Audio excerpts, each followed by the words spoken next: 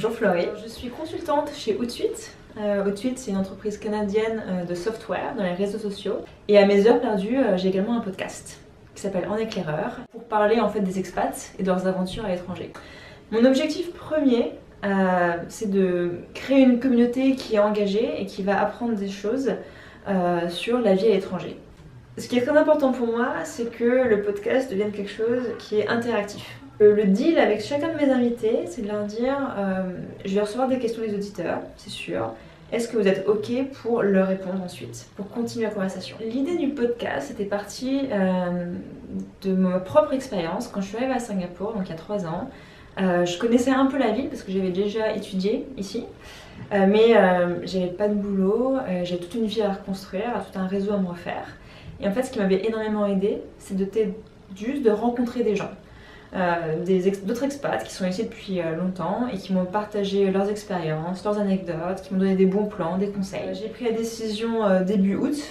Il m'était dit voilà, t'as 2 mois pour créer le podcast. Il fallait trouver le nom, il fallait trouver ma stratégie de communication, il fallait bien sûr trouver un peu le positionnement, quels étaient mes objectifs, qu'est-ce que je voulais diffuser comme message, comme contenu, structurer aussi le podcast, quelles seraient finalement les questions que j'allais poser et commencer à trouver des invités intéressants à interviewer. Et le dernier point de la préparation, c'était bien sûr le matériel. Moi, j'y connaissais rien en son, en podcast, en micro. La plus grosse difficulté, pour moi en tout cas, c'est vraiment la communication. C'est comment le rendre visible. Parce que je suis partie de rien, je n'étais pas influenceuse sur Instagram, j'avais pas une énorme communauté de followers. J'avais pas beaucoup de contacts avec des journalistes, donc il y a eu beaucoup de travail là-dessus, ça me prend beaucoup de temps en fait. Et aujourd'hui, je suis contente parce que c'est des journalistes qui viennent vers moi et qui me demandent de pouvoir m'interviewer, de me poser des questions. Pour la petite histoire, ma première interview, c'était quelqu'un de Singapour. J'étais vraiment ravie de l'interview, c'était super intéressant. Je commence à faire le montage. Et là, mon ordi crash et je perds tout. Très bonne leçon, maintenant j'enregistre tout de suite, je fais 10 000 sauvegardes. Et du coup, j'ai dû refaire une autre interview avec quelqu'un d'autre.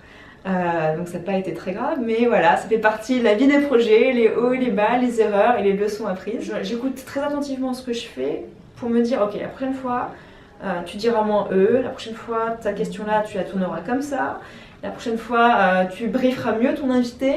Donc j'apprends au fur et à mesure et c'est ça aussi qui est intéressant pour moi. J'ai reçu un message LinkedIn il y a 1 semaine d'une fille que je ne connaissais pas et qui m'a dit j'arrive à Singapour dans les mois qui viennent parce que j'ai écouté ton premier épisode, c'était mon premier épisode sur Singapour, j'ai adoré et c'est un moment que j'hésitais et là je me suis dit il faut que je me lance, il faut que j'y aille. Donc merci d'avoir fait ce podcast. Et là c'est super, parce que tu te dis ah ouais, donc il y a vraiment un impact en fait. Vas-y, fonce, n'aie pas trop de doute, ça t'apprendra en marchant et t'apprendra en courant même. Ce qui compte c'est que tu te crées ta propre communauté sur Instagram et sur les réseaux sociaux en fait.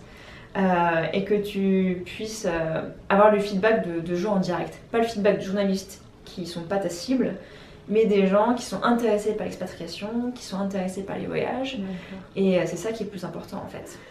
Pour le moment, c'est moi-même qui suis partie en éclaireur là-bas depuis quelques mois et qui me suis rendu compte que Hong Kong c'était une super ville.